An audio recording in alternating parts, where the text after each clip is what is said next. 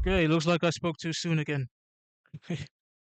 Because it seems just like the Senegal kids, Cote d'Ivoire have also chosen to go with the cultural elements this time for the away kits.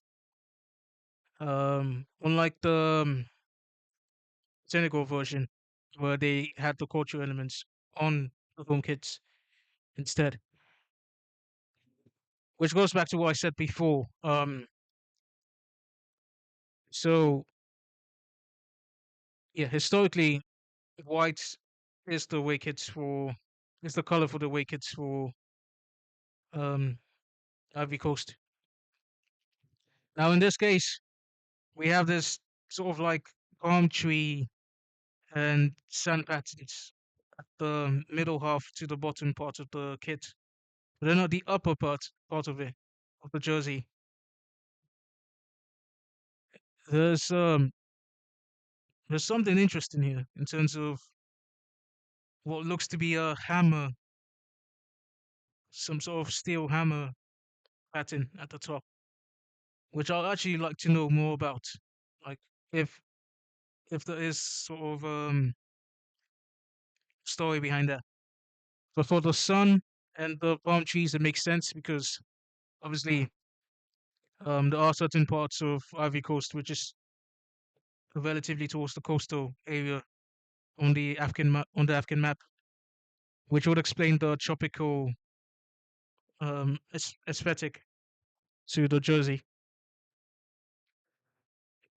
But in terms of the upper part of the jersey, that's where I really want to look into in order to find out what exactly um like what's the reason behind that pattern at the top. With that being said, yeah, it's fairly decent. And again, some would argue that there's just too much going on as well. Um, which I can see why, because why would you have the lower part have a tropical theme and the upper part have a sort of rigid theme to it theme to it.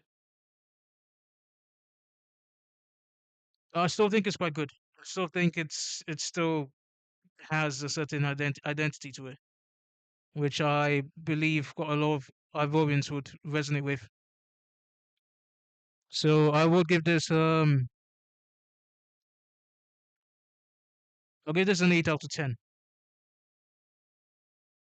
because it's got a certain vibe to it, a certain tropical vibe to it, which could stand out. So yeah, 8 out of 10. And also, just let me just add to this. You can clearly see that this also merges the colors of the Ivorian flag as well, which